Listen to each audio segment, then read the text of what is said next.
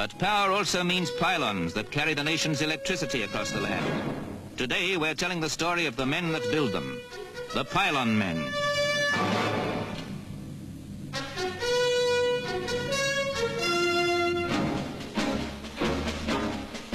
These are the men who have made danger their stock in trade. Real-life danger men who climb up to a world of work that most of us might conveniently ignore. But it must be done. This is how they build the 165 feet high steel towers that will carry the Central Electricity Generating Board's cables across Sussex and Hampshire to the West Country.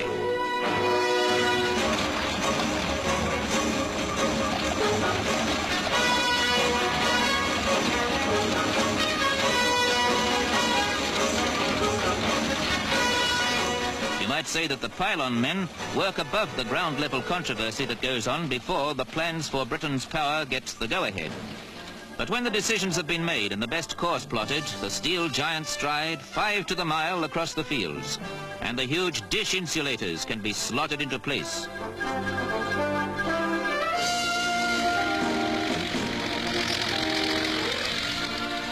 It's a long haul, and this is all weather work, seriously hampered by mud and rain. But on average, the pylon men complete 2.5 miles of their route every week.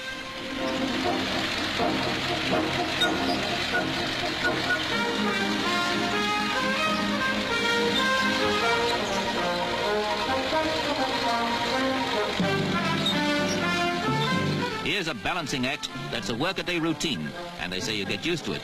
But you need more than a head for heights, because this is as delicate a job as threading a needle, calling for steady, split-second teamwork.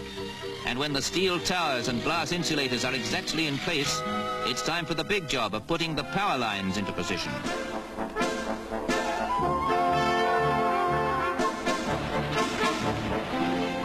This is a hard slog that usually goes on miles from anywhere, so the pylon men have to be self-supporting and keep the tools of the trade with them on the spot, which means giant cable drums have to keep rolling across country as the towers go on ahead. 4 steel-cored, aluminium-coated conductor cables make what the pylon men call a bundle. Their job, to carry a 400,000-volt load of electric power to supply the national grid.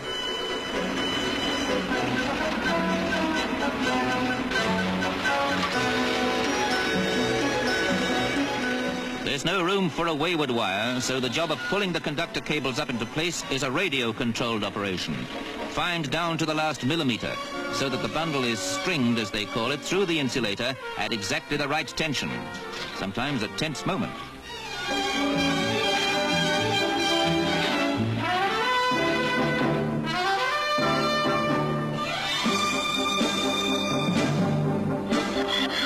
Although in these days of automation we are cutting out the elbow work, joining up the cables to make a continuous power line hundreds of miles long is something that still goes best by hand.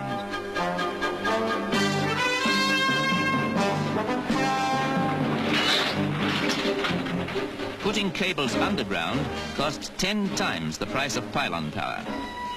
When the railways were first laid down, it was feared the flaming hot coals would burn up the whole of Britain. Now the age of steam is over, people are more concerned that we've lost our railway heritage. In days to come, pylons too may have their champions, eager to preserve them as historic monuments. But the job of spacing the cable goes on, calling for a high wire act that would thrill any circus audience.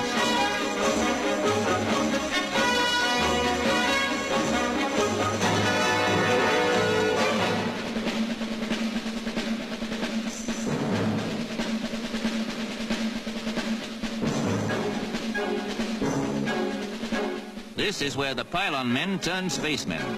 So the wires don't bang together and short the whole system. They're kept apart by flexible spacers, what you might call keeping up the high tension.